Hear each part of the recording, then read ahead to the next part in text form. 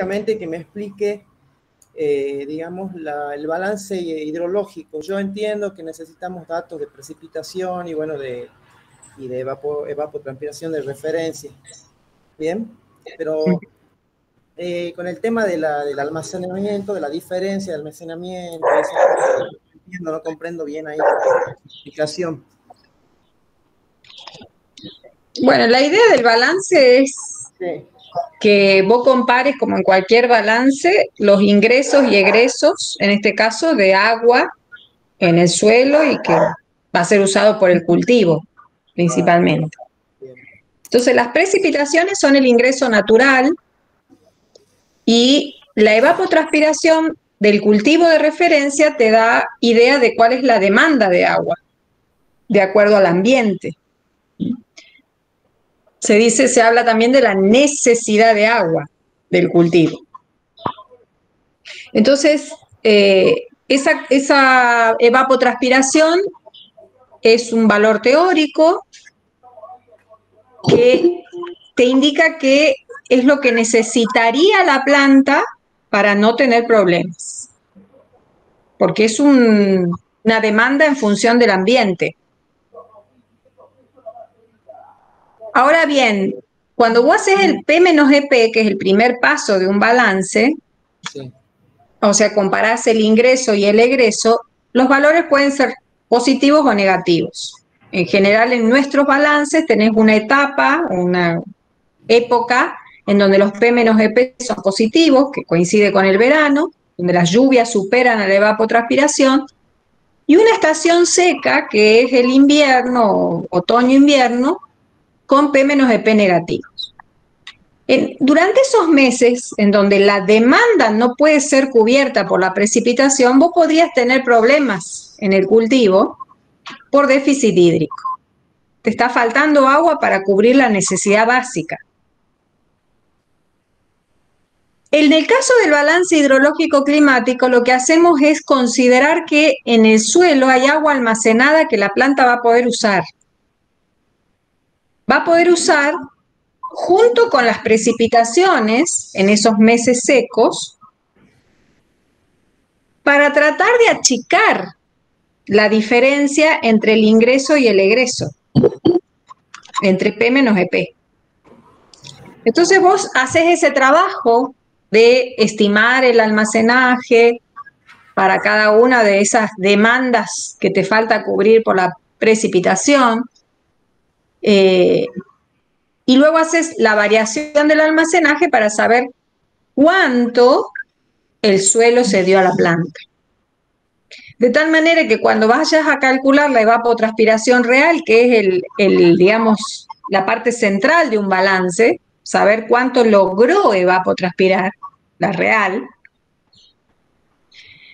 en los meses secos vos puedas decir, bueno, además de la precipitación, hay agua que cede el suelo, ¿no?, que la planta puede usar para evapotranspirar, y por lo tanto el P-EP no va a ser tan grande como el del inicio, porque parte te lo va a dar el almacenaje. Entonces vas a tener un déficit, que es la evapotranspiración potencial menos la real, menor que ese déficit potencial que calculaste al principio.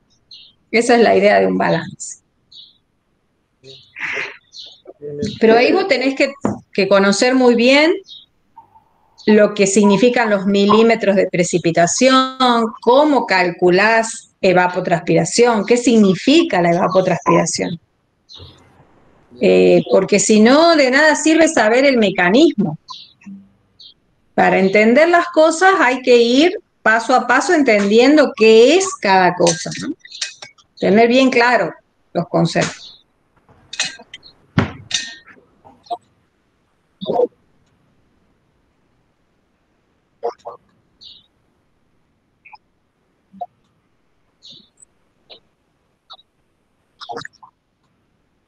No todo el almacenaje usa la planta. Si bien, digamos, la planta va a utilizar parte del almacenaje, la parte que puede extraer, que es el agua útil, lo comprendido entre capacidad de campo y punto de marchitez permanente. Fuera de eso puede haber agua en el suelo que la planta no puede usar, ¿no? En realidad, el almacenaje está dado por la capacidad de retener agua que tiene ese suelo. Y ustedes tienen ahí en la guía fórmulas para calcular. Eso es función de la densidad aparente del suelo, de la profundidad que consideres, de la profundidad del suelo que estés considerando, de la humedad equivalente. No todos los suelos tienen la misma capacidad de retención de agua. Sí, ese es un promedio. Ese es un promedio para los suelos del país. Si vos tenés un suelo arenoso, hay una tablita que ustedes tienen en la guía. Si ustedes se fijan en esa tablita, los suelos arenosos tienen menor capacidad de almacenaje, los suelos arcillosos un poco más, los francos, que es el que consideramos nosotros, con una textura media, ¿no? Una combinación de 33% de arena, 33% de limo y 33% de arcilla. Ese suelo franco es el que nosotros usamos, más o menos 1 metro de exploración de raíces y te da esos 300 milímetros. Pero si el suelo es arenoso, retiene menos, si es arcilloso, retiene más. Depende también la profundidad que exploren las raíces. Si tenés raíces que vayan profundo, podés considerar más capacidad de almacenaje. Lo importante ahí es que vos tenés un valor, 300 milímetros como valor promedio, y por eso el balance es hídrico-climático, porque vos todos los balances que hagas los vas a hacer con ese mismo suelo. Si vos tuvieras la posibilidad de conseguir las tablas para distintas capacidades de almacenaje, capacidades de retención, podrías considerar suelos diferentes. Y tenés esa tablita de referencia que está en la guía.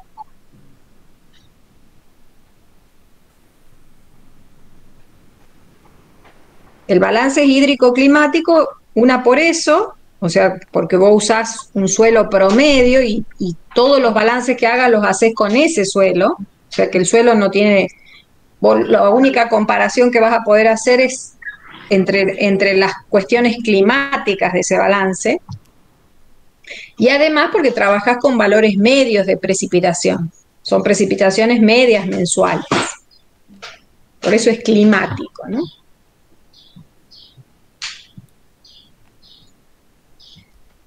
Te da, el objetivo de ese balance es caracterizar el clima. Si vos tenés otros objetivos, ya podés buscar el balance hídrico seriado, o tenés que hacer otros estudios para... Acá lo que podés sacar son características climáticas del lugar. Bien, profe. Y de acuerdo a la caracterización climática, solamente tenemos que ver bien la de Torway, ¿no? Sí, hay un tema que es clasificaciones climáticas. Ahí lo que ustedes tienen que poder contarnos es lo que es una clasificación climática, qué objetivos tienen en general las clasificaciones, qué tipos de clasificaciones hay. En general las primeras eran genéricas, muy generales, después vinieron las ya más descriptivas, las racionales y las agroclimáticas. Sorway está entre racional y agroclimática al tener en cuenta la evapotranspiración.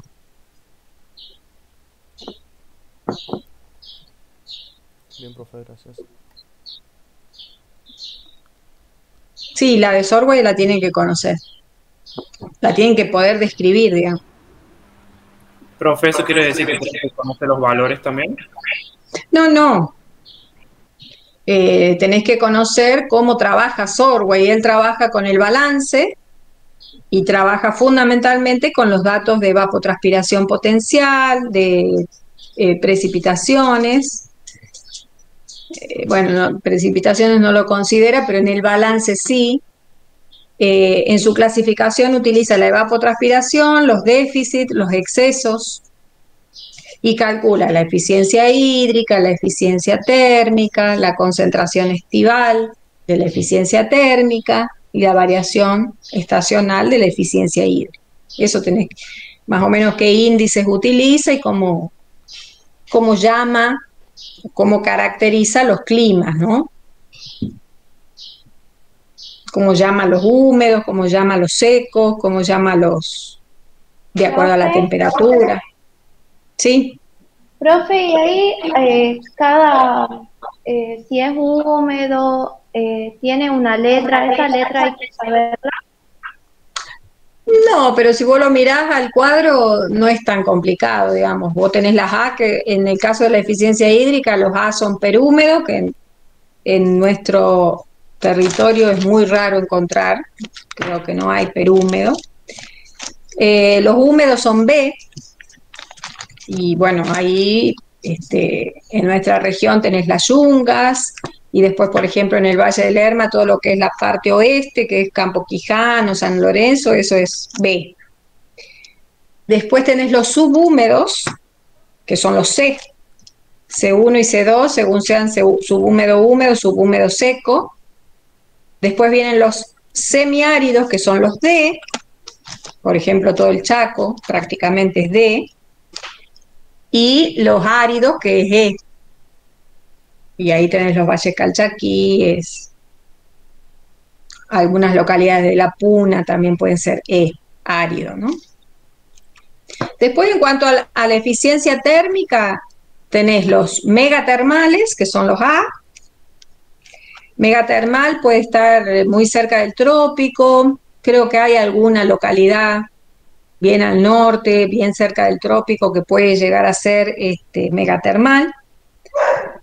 La mayoría son mesotermal, que son los B, B1, B2, B3, B'. Y después tenés los microtermales C, que ya aparecen con menos frecuencia. Eso es lo que ustedes tienen que... No es muy complicado, ¿eh? No los valores, los rangos, eso no, porque para eso está la tabla. Pero sí tener idea de haber usado esa clasificación para clasificar climas, que lo han hecho en los prácticos.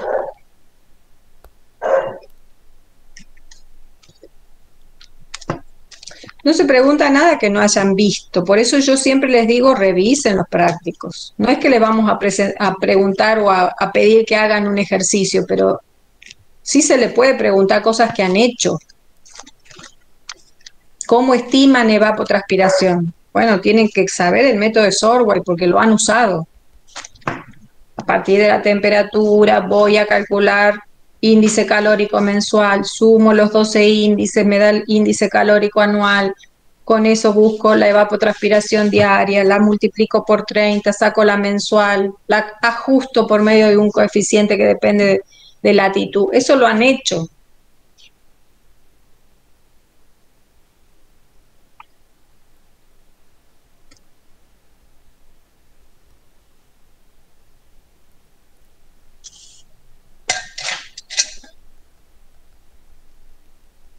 ¿Qué otra pregunta tiene?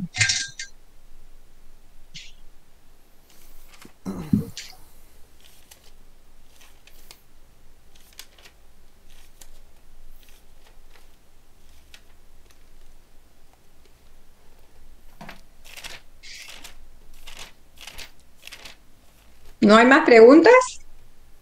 Sí, profe. Yo no entendía bien la variación diaria y anual de la presión. Bueno, eso es un tema que todavía no está bien delimitado. Lo podés leer en algunos libros, pero no hay una razón exacta que pueda explicar la variación diaria, sobre todo de la presión.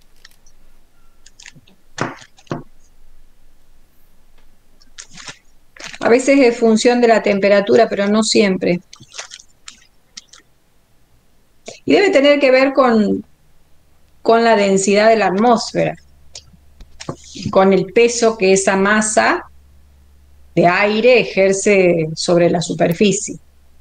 Pero por lo menos hasta lo que después nunca más leí sobre eso, pero no había una explicación, había una cierta variación, ¿no?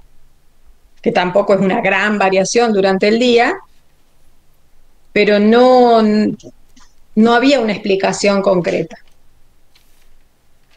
Depresión es importante que ustedes sepan definirla, sepan que se descubre esa presión atmosférica o alguien que contribuye a ese descubrimiento es Torricelli con su experiencia con el mercurio. De ahí deriva el barómetro, ¿no? Con el cual se mide la presión atmosférica.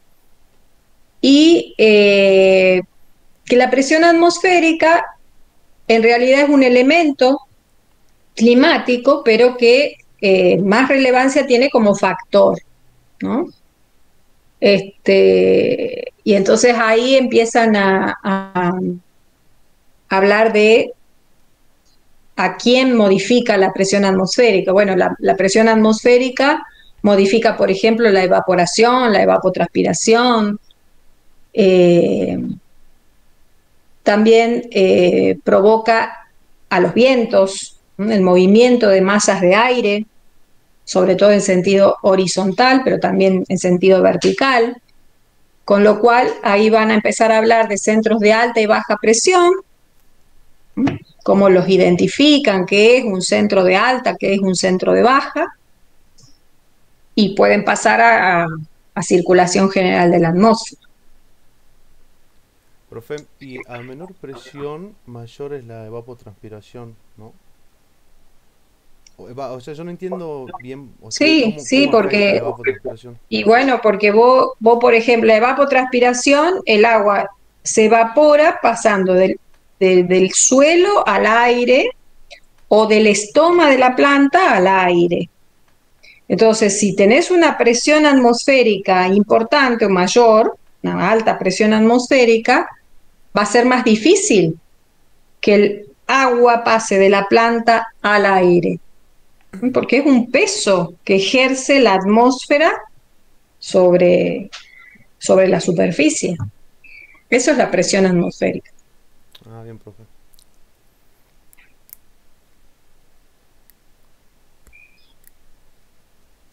¿Qué otra pregunta?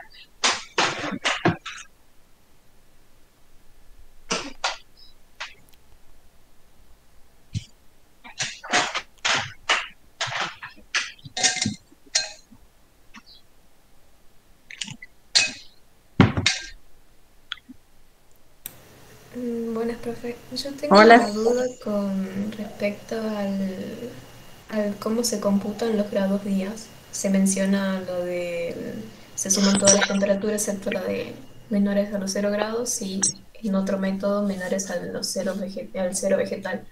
Pero después hay otros métodos como el exponencial o el termofisiológico que no logro entenderlos. Sí, nosotros no trabajamos, no trabajamos con el cálculo de los grados días, ¿no? Así que no vamos a profundizar en ese tema. Sí, lo que es importante que ustedes sepan es que para pasar de una fase a la otra, las plantas, bueno, los animales también, nosotros también, más que días, nosotros cumplimos años, pero eso es algo como instituido por nosotros, digamos. Contamos los días civiles y decimos, bueno, tenemos un año más, pero a lo mejor nuestro cuerpo, por distintos problemas, tiene una edad superior a la cronológica, una edad biológica. Nuestros órganos pueden estar deteriorados y tener una edad biológica superior a la cronológica o al revés. Con esto quiero decir que las plantas, los animales, no cumplen años calendario, sino que van pasando de una fase a la otra a partir del cumplimiento de requerimientos, ¿no? Y que entre esos requerimientos, muy importante es la temperatura. Entonces, desde la fisiología vegetal, que es la que interpreta cómo la planta se adapta al ambiente y cuáles son los mecanismos que tiene para hacerlo, se observa que, bueno, que la temperatura se va acumulando de alguna manera, generalmente relacionada con algún complejo hormonal de la planta. La planta va acumulando esos requerimientos de temperatura y cuando logra la suma de temperaturas necesaria, pasa a la siguiente fase. Eso es la suma térmica. No necesita contar días, sino que ella necesita ciertas temperaturas que se expresan en grados días, o sea, en cuántos días ella logra sumar esos grados de temperatura. Ahora, fisiológicamente se han ideado distintas formas, porque el hombre siempre se fija y trata de pronosticar, de prever qué va a pasar, de cómo ocurre, y generalmente trata de hacerlo mediante fórmulas matemáticas, o sea, se logra un algoritmo para calcular esos grados días. Y hay distintas formas. Una toma la temperatura base o la temperatura media y calcula las diferencias de cada día con esa temperatura media. Entonces obtiene residuos, ¿no? De restar la temperatura con la temperatura base y suma esos residuos. Ese es el método residual.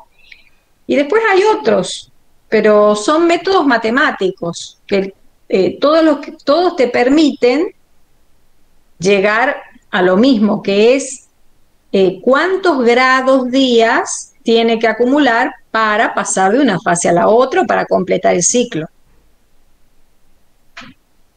Eso es más fisiológico. Se usa mucho, por ejemplo, en los modelos de simulación, donde vos, a través de programas de computación, simulás cómo la planta, desde la siembra, crece, cuándo florece, cuándo fructifica, y lo haces con esas fórmulas, con los grados días, de acuerdo a las temperaturas del lugar. Si las temperaturas son muy bajas con respecto a lo que la planta necesita, bueno, va a tardar más días civiles en acumular esos grados días, lo que se traduce en que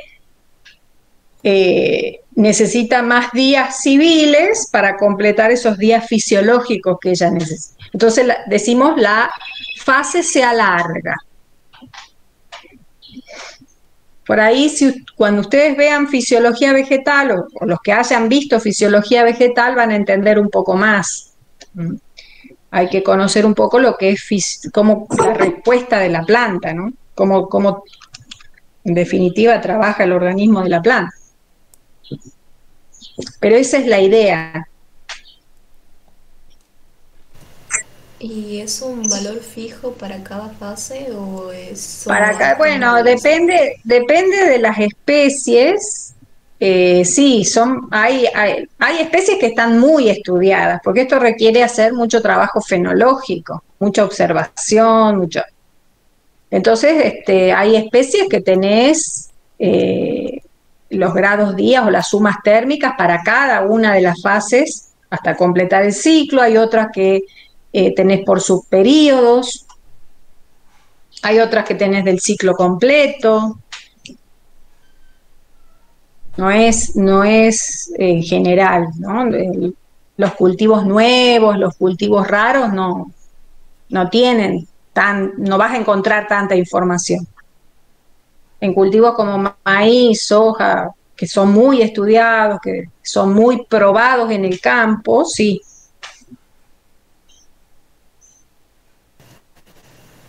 Bien, profe, gracias.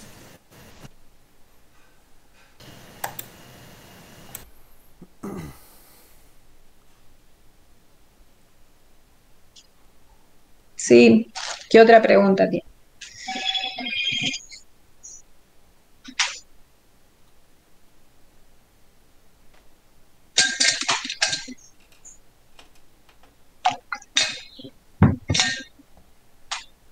Profe, ¿con qué profundidad tendríamos que saber la parte de clasificación de nubes? Mm,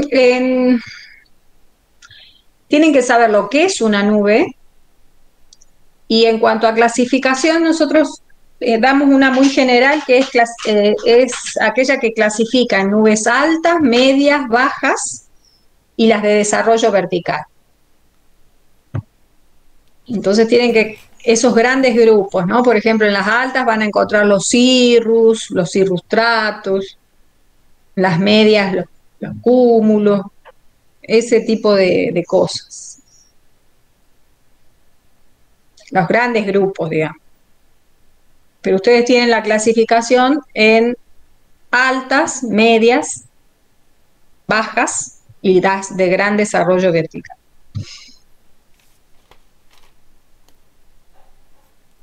Y en cuanto a los frentes, por ejemplo, el frente caliente decía que generaba rotaciones de viento. ¿Qué significa eso? Y eso, o sea, el frente es la zona de contacto entre dos masas con características distintas. Y generalmente se produce por el avance de una masa de aire. Entonces, cuando avanza la masa de aire frío, que generalmente en nuestro territorio provienen del sur, es polar o antártica, la masa de aire frío, como el aire frío es pesado, se pega al suelo y avanza como cuña. Entonces, al encontrar aire más caliente, se mete por abajo y hace ascender a la caliente. Cuando avanza la caliente, que decimos es un frente cálido, generalmente proveniente del norte, la masa de aire caliente es una masa de aire poco densa, liviana, como que flota más que, no se pega al suelo, sino que... Entonces, al encontrar una masa de aire más fría depositada, se monta, digamos, sobre la que está depositada y se eleva, o sea, siempre se eleva la caliente. Y eso, cuando una masa de aire asciende y se enfría diabáticamente y produce nubes, puede generar inestabilidad. Depende de qué grado de inestabilidad se genere, puede haber rotación de viento. Rotación de viento significa que cambia de dirección. Eso es generalmente por las inversiones térmicas. Ah, bien, profe.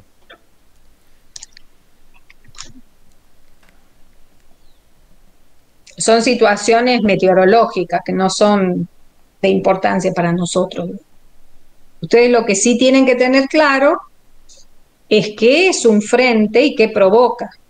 El frente provoca el ascenso de masas de aire, el ascenso provoca el enfriamiento adiabático y el enfriamiento adiabático genera nubes que pueden dar precipitación.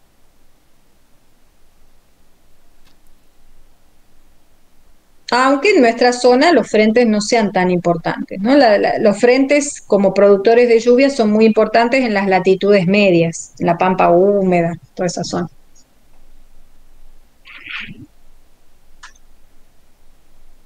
En nuestra región es más importante la convección, la convergencia y la orografía.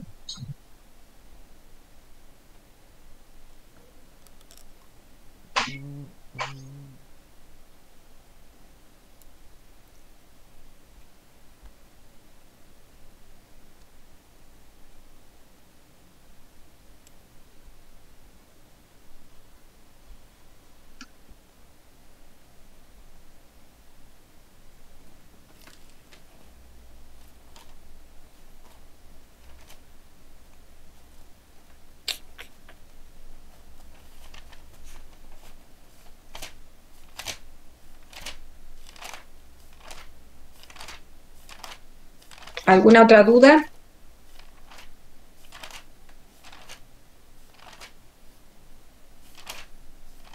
Profe, si nos toca, por ejemplo, la teoría de Bergeron. Usted no haría graficar la curva de saturación y a partir de ahí explicar, ¿no? Sí. Sí, no hay otra forma de explicar Bergeron. Sí, eso me parecía, pero no lo encontraba, digamos, así en la curva. La tienen, es la doble, o sea, vos tenés que usar la doble curva que aparece por debajo de 0 grados. Entender que por debajo de 0 grados, incluso está la tabla en el práctico de humedad, cuando ustedes tienen temperatura y tensión de vapor de saturación o humedad absoluta, creo. Entonces a cada temperatura tienen un valor de tensión de saturación y de humedad absoluta, y con eso podrían graficar la curva de saturación. Pero cuando las temperaturas pasan a ser de menos de 0 grados, esa tabla se abre en 2 columnas, cada una. Tenés una tensión de vapor de saturación sobre líquido y una sobre hielo, y una humedad absoluta sobre líquido y sobre hielo. Entonces ahí ya no graficás una, graficás 2 curvas, que es la doble curva que aparece por debajo de 0. Porque a esa temperatura, vos en la nube o en la masa de aire que analizás podés tener gotitas de agua líquida y cristales de hielo. Coexisten, además del vapor. Entonces, Claro, es que si vos tenés temperaturas superiores a 0, en la nube vas a encontrar vapor y agua líquida. Y te sirve explicarlo en la colisión y coalescencia, por ejemplo. Por debajo de 0, o sea, en nubes altas, en la parte media de las nubes altas, puede coexistir todavía agua líquida, aun cuando ya debería estar congelada. Ese es el agua subenfriada. Porque por debajo de 0 se supone que ya debería estar en forma de hielo el agua líquida. Pero en la nube encontrás gotitas de agua que no han congelado, generalmente porque ya a esa altura no es 0 grados la temperatura de congelación, porque la presión atmosférica tampoco es la normal, o a veces porque no encontrás núcleos. Siempre que hay un cambio de estado tiene que haber un núcleo. Y entonces hay agua líquida, hay cristalitos de hielo, agua congelada, y hay vapor. Y lo que dice la teoría es que los cristales crecen a expensas del agua líquida. Entonces, con las tensiones de saturación, vos explicás qué pasa con el agua líquida y cómo crecen los cristales. Bien, perfecto. Gracias.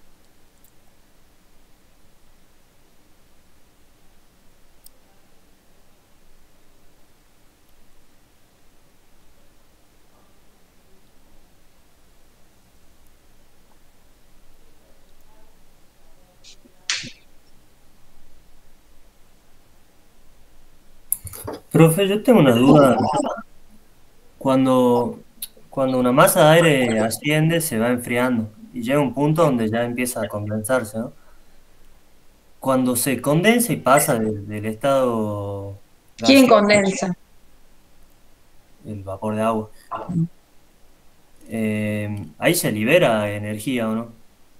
Sí. Por más que se esté liberando energía, igual se sigue enfriando esa masa de aire. Se enfría menos.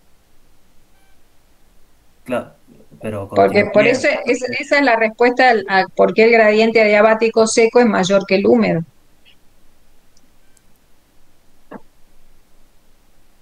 Claro, pero, o sea, esa energía que se libera no llega a calentar. No llega, no. No, contribuye a que el enfriamiento no sea tanto, como cuando está seca, ¿viste? Cuando está insaturada, porque el gradiente adiabático seco es el valor de temperatura, la tasa de cambio de temperatura de una masa insaturada, lo que no significa que esté seca. O sea, insaturada puede tener 90% de humedad y es insaturada. Mientras no haya condensación, la masa de aire pierde 1 grado cada 100 metros. Cuando empieza a haber condensación, o sea que y hay condensación cuando la masa se saturó y hay núcleos de condensación que lo permiten, se libera calor. Entonces, ese enfriamiento no es un grado, es 0,6, 0,7 cada 100 metros, que es el gradiente adiabático húmedo.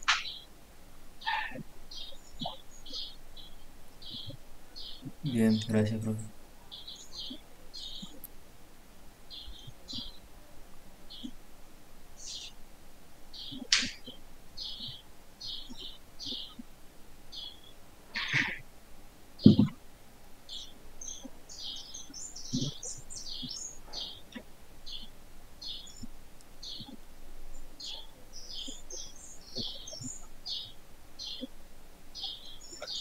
Bueno, ¿no hay más preguntas? Profe, yo no entendí bien la parte de ventana atmosférica. ¿Por qué se cierra a las 8 y a las 12 micras y como que se abre a las 10? ¿Entendés en el gráfico qué parte es la ventana? Claro, sería la curva, el área que está entre el espectro de emisión terrestre y el espectro de absorción de los gases de efecto invernadero. Exactamente. Entonces, a los 8 y a los 12, los gases tienen picos de absorción. Entonces se acercan a la emisión. Por eso se dice que se cierra. En cambio, a los 10, que es cuando incluso la Tierra emite más, hay una bajada ahí, hay una menor absorción, por eso se abre. Incluso se dice que ahora con el aumento de gases con efecto invernadero vos podrías dibujar una curvita por encima, o sea que se cerró la ventana completa, o sea, se acercó a la emisión toda esa curva, ¿no? Ahí tenés menos diferencia entre las curvas, lo que significa que se está reteniendo más energía. La ventana es un concepto, yo digo metáfora, pero no sé si es metáfora, pero es metafórico, o sea, es una ventana porque se abre y se cierra. Pero son partes del espectro, no es una zona, ¿no?, de la atmósfera donde por ahí escapa sino que vos lo ves en ese gráfico. Hay zonas donde la emisión es alta y la absorción es menor, y ahí decís, la ventana se abre, es más amplia. Cuando se acercan las curvas, se achica esa zona intermedia, se cierra la ventana. Claro, y que se abra o se cierra la ventana va a depender de la cantidad de gases. De gas, Ah, sí. Y sí, puede aparecer, si a lo mejor graficas otro gas, la ventana se puede modificar porque depende de la absorción que tengas, ¿no? En general se considera al dióxido y al vapor de agua como los principales, pero hay otros gases que contribuyen a absorber.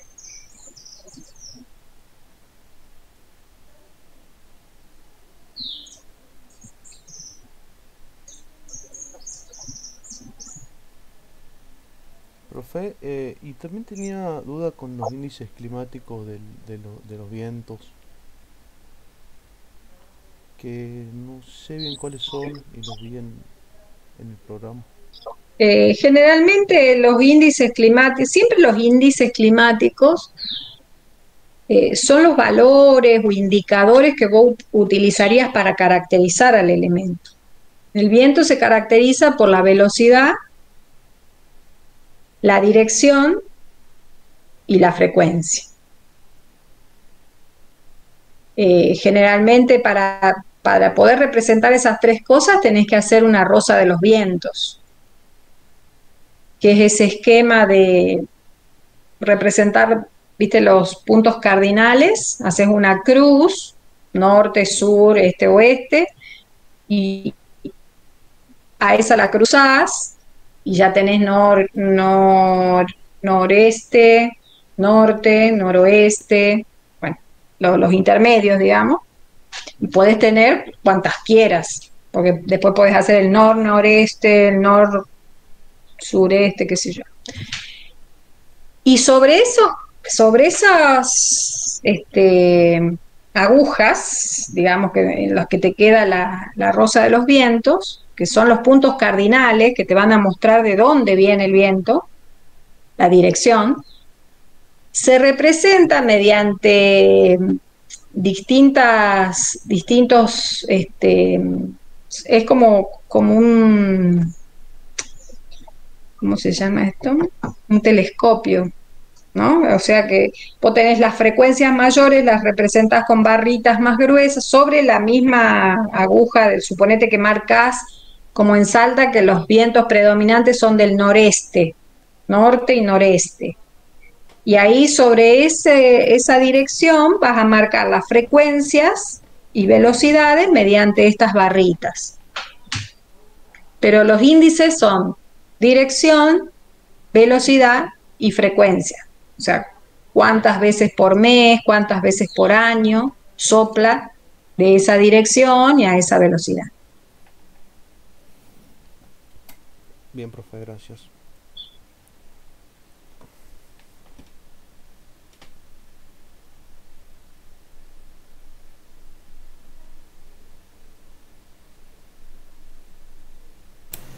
Profe, para la estructura de la atmósfera tenemos los gradientes de temperatura.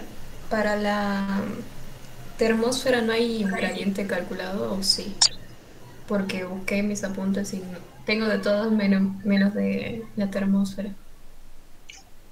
La termósfera es la última, ¿no es cierto? Sí. Y es que esa ya es, no sabemos hasta dónde llega. Tiene un límite de difuso con el espacio de sería así definido, ¿no? Porque vos para calcular el gradiente tenés que saber el delta de temperatura, o sea, la temperatura inicial y la final de la capa y el espesor de la capa. Porque es delta de T sobre delta de H, el gradiente.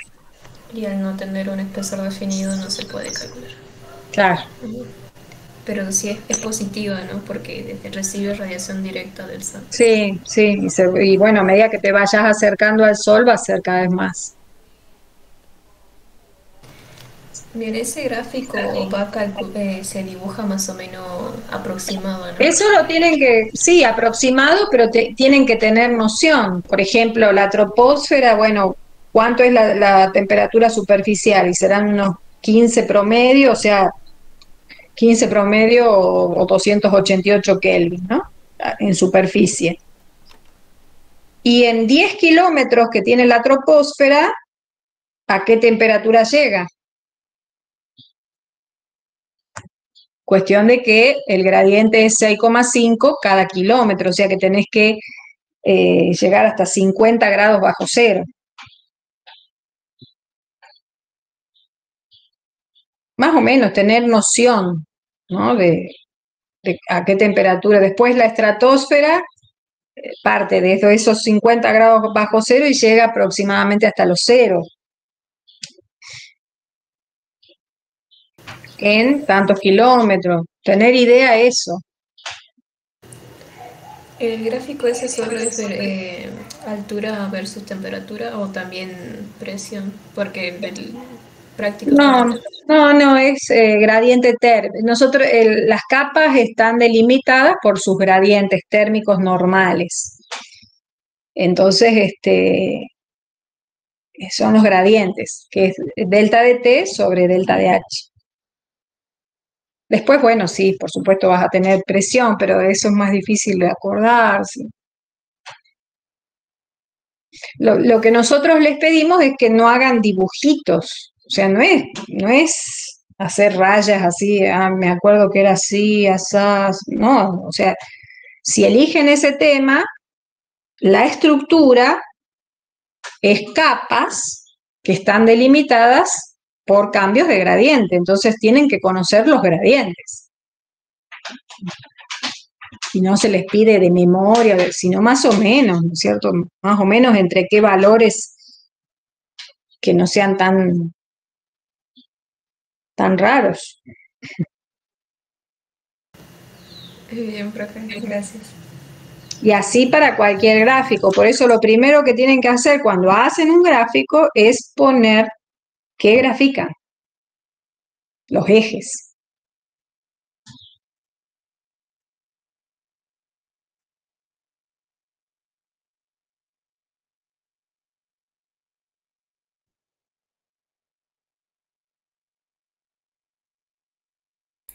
Profe, en el gráfico de la ventana atmosférica, en el eje Y va radiación, ¿qué?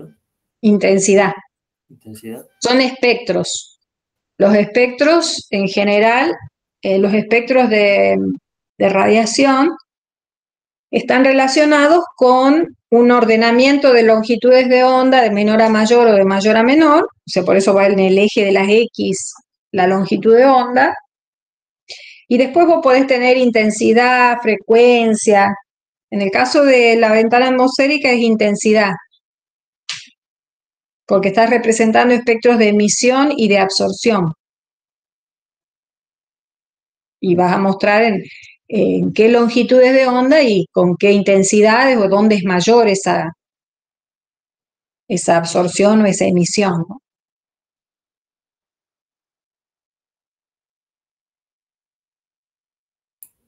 Gracias, profe.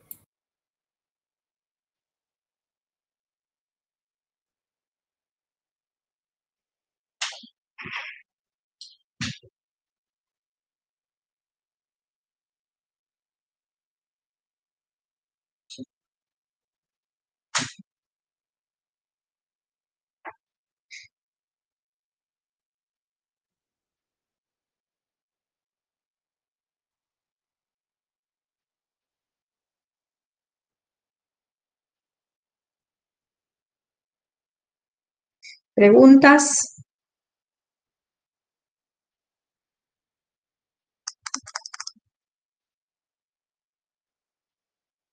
Parece que no hay más.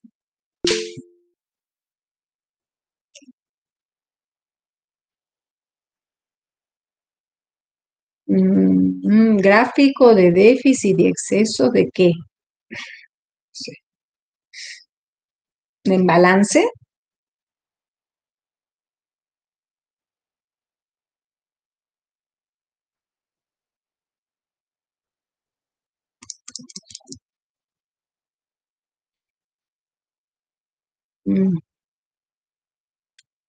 Sí, la transferencia de energía es desde los lugares de mayor calentamiento, mayor goce de radiación, que son las latitudes bajas, en general de 0 a 30,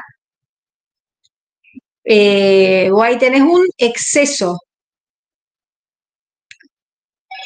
porque prácticamente todo el año estás recibiendo radiación casi perpendicular durante 12 horas, y eso genera una acumulación de calor, porque incluso hay toda esa franja, la intertropical, incluso tenés poca variación estacional, o sea que sobre todo en el Ecuador todo el año es más o menos lo mismo, la misma temperatura, ¿no?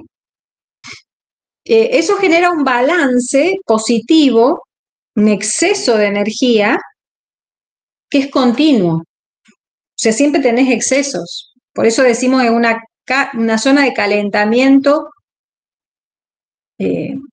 ahora no me sale la palabra. Progresivo. Progresivo, o sea, el calentamiento progresivo, o sea que es como que vos tendrías siempre un plus para agregar, ¿no? Es como si tuvieras una cuenta en el banco y todos los meses tenés una ganancia y no la tocas. Se acumula, va creciendo la cuenta. Acá es lo mismo, pero en calor. Y tenés otra zona que son los polos, o por debajo ya, por encima, de los 60 grados de latitud, 50 grados de latitud, que es lo contrario, tenés déficit, porque es una zona de enfriamiento. 6 meses, gran parte de esa región, todo lo que es el círculo polar ártico y antártico, hay 6 meses que no reciben luz y 6 meses en que la reciben continuamente, pero es de muy poca intensidad. Entonces son zonas de enfriamiento progresivo. Si vos tuvieras un sólido que se calienta permanentemente en un punto y se enfría permanentemente en otros 2 puntos, ese sólido no resiste y se rompe. O sea que no tendríamos planeta. Por lo tanto, tiene que haber una transferencia de energía, mecanismos que permitan transmitir la energía excedente en las zonas del Ecuador o intertropical hacia los polos y viceversa, el frío de los polos traerlo un poco hacia el Ecuador, ¿no?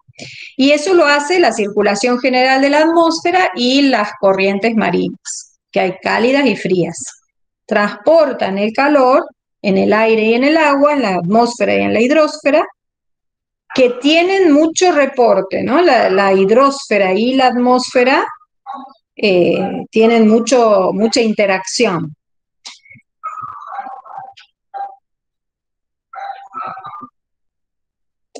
Eso es. Hay una transferencia, porque si no, esa zona se calentaría, se calentaría, se calentaría, se calentaría. Como no ocurre, hay una transferencia hacia las zonas frías de energía a cargo de los movimientos de masa, circulación general y movimientos de agua, corrientes marinas, fundamentalmente.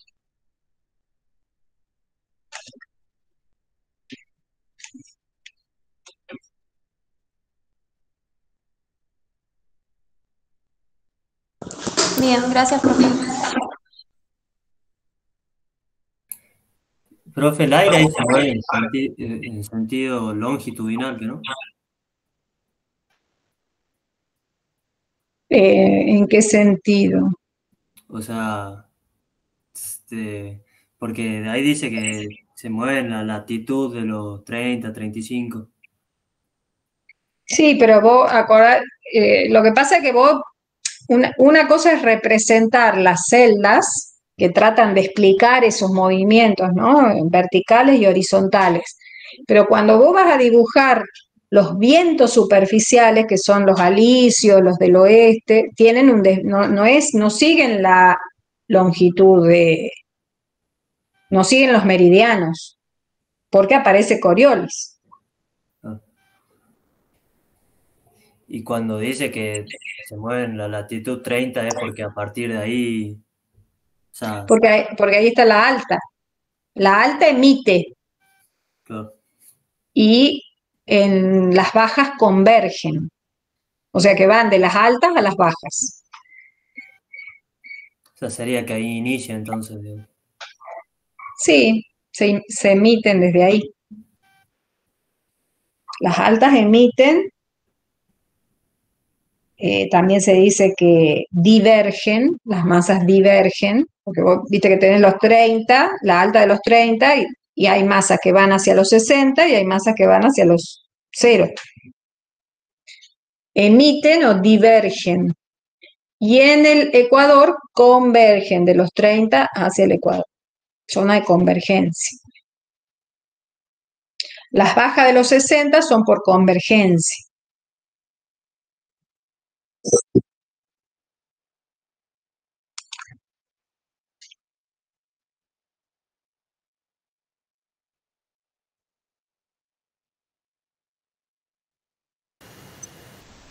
Profe, hace un rato había hecho mención de un gráfico en balance. Tengo graficadas 3 curvas, la de evapotranspiración potencial, la real, y la tercera es la de exceso. No, la de precipitación. Precipitación. Y ahí se obtienen los delta de almacenaje, el exceso y el déficit, ¿no? Sí, vos tenés empezás dibujando la de precipitación y la de evapotranspiración, que son coincidentes porque las dos aumentan en el verano, ¿no es cierto? Pero vas a tener una época en donde las precipitaciones superan a la evapotranspiración. Si es un balance de zona húmeda, esa parte, esa diferencia entre precipitación y evapo se reparte entre recarga de humedad y excesos. El almacenaje se recarga hasta un mes en que alcanzan los 300 y a partir de ahí empiezan a aparecer excesos. Para saber cuándo tenés que tener el balance, ¿no? En zona seca, todo eso que está de precipitaciones arriba de la evapotranspiración es recarga, porque nunca llegás a 300. Después te queda la época invernal, en donde la precipitación está por debajo de la evapotranspiración. Y ahí la evapotranspiración real va a ser intermedia entre esas dos, porque en la otra coincide. La potencial con la real van a ser igual, cuando la precipitación supera a la evapotranspiración potencial, la real es igual a la potencial. Y bueno, ahí te van a quedar las zonas de agua cedida por el suelo, que es entre precipitación y evapotranspiración real, y déficit, que es entre real y potencial. Eso surge del balance. Entre la curva de precipitación y evapotranspiración real en época de invierno, o sea, época seca, ¿eso es el delta de almacenaje negativo? Agua cedida por el suelo. Es el delta de almacenaje. Vos decís negativo porque el suelo se seca, pierde, pero es porque lo cede. Por eso le llamamos agua cedida por el suelo. Es lo que la planta puede sacar del suelo para evapotranspirar más que lo que llueve. Por eso la real va por arriba de la precipitación. Pero es menor, no llega a la potencial en muchos casos. Y tenés un déficit.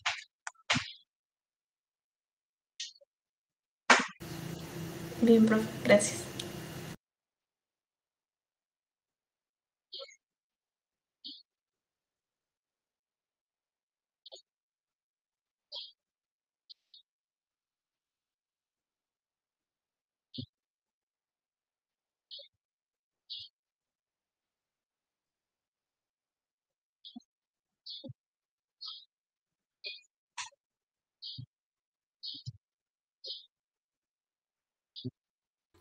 Profe, ahí en la evapotranspiración real, en el Power tenemos un cuadrito de demanda de agua.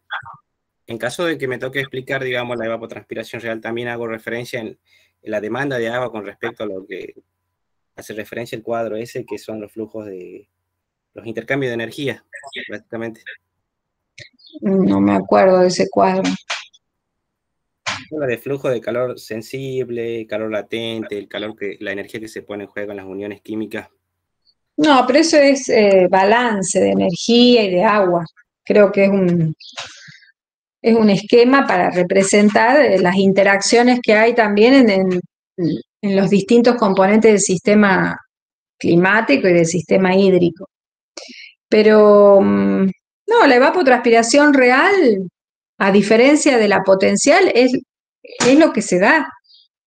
Porque la potencial o la del cultivo de referencia tiene un montón de condiciones, ¿no? Por eso se la define como la que evaporaría el suelo y transpiraría el cultivo si el suelo estuviera en capacidad de campo, tuviera cobertura vegetal completa, de un pasto, ese es el cultivo de referencia, pasto corto en activo crecimiento. O sea, tenés que tener todo eso para que podás decir esa es la de referencia, un valor teórico, un máximo, una demanda del ambiente. La real es lo que se da. No necesariamente estás en capacidad de campo, ni con cobertura vegetal completa, ni el cultivo en activo crecimiento, ni el de referencia. O sea, la real es la real.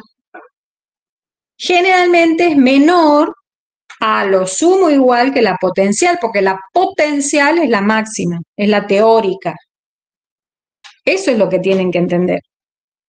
Bien, Que bien, no pueden profesor. tener una evapotranspiración real mayor que la potencial. ¿Y por qué es importante la real? Porque eso te va a dar la posibilidad de calcular el déficit.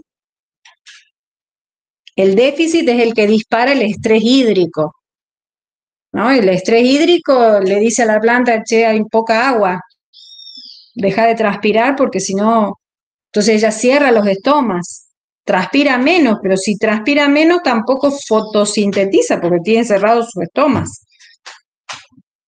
Y ahí empieza el deterioro en el crecimiento, en la fotosíntesis, en la repartición de los fotosintatos, cuando aparece el déficit hídrico. Por eso es importante conocer el déficit, porque después ustedes lo van, sobre todo los de agronomía, lo van a retomar a ese concepto en hidrología para ver cuánto riegan, para que no ocurra ese déficit hídrico.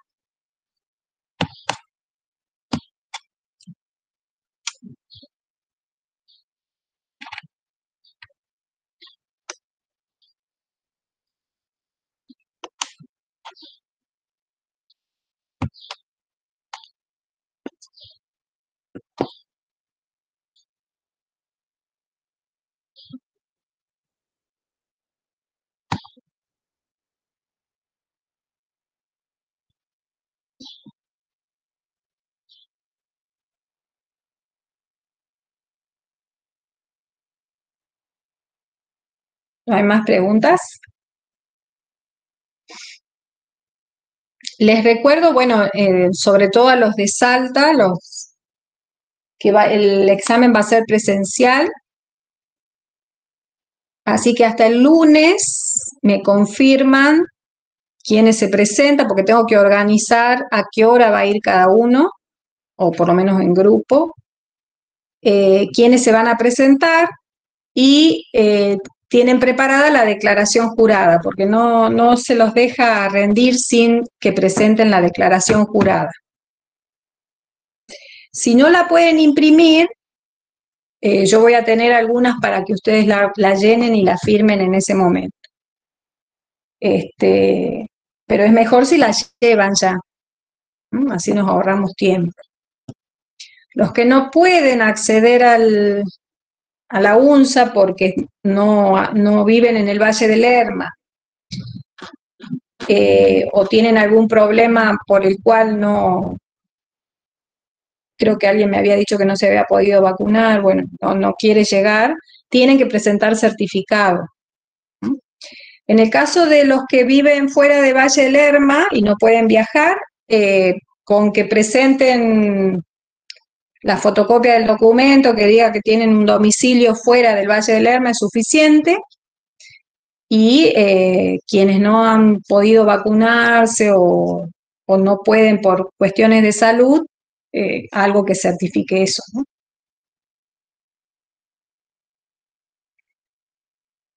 Igual la idea es que hay que ir volviendo, ¿no? Si van a los boliches pueden ir a la UNSA, con los cuidados que ya sabemos y que todos tenemos. Entonces vamos a rendir por turnos, profe.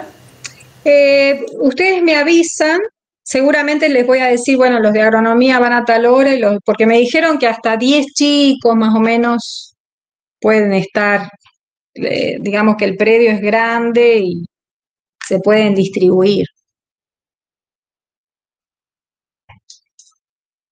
Pero no pueden ir todos juntos. Entonces tengo que dar 2 franjas horarias por lo menos. Y los que vayan a rendir desde la virtualidad, en el horario en que inicia el examen, que es a las 16, se presentan en el aula, se toma asistencia y en el orden de la planilla se les avisa por WhatsApp y se les toma virtualmente en el orden. No van a pasar para después o...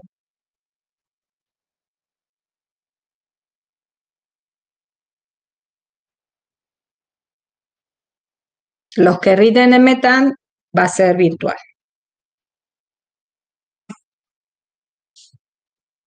Porque el protocolo es para la sede central.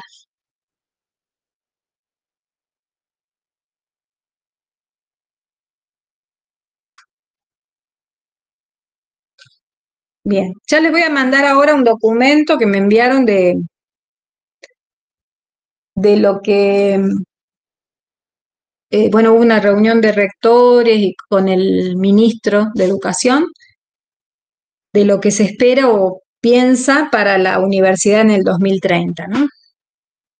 Está lindo para que lean, para que nos vayamos haciendo la idea de que la universidad va a cambiar un poco.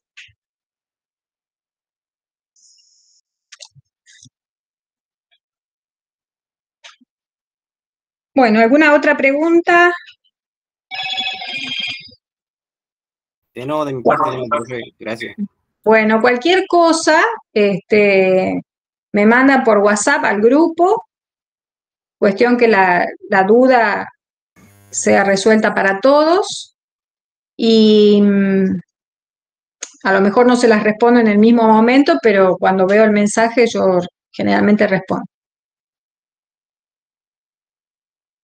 Listo, profe, muchas gracias. Bueno, nos vemos entonces.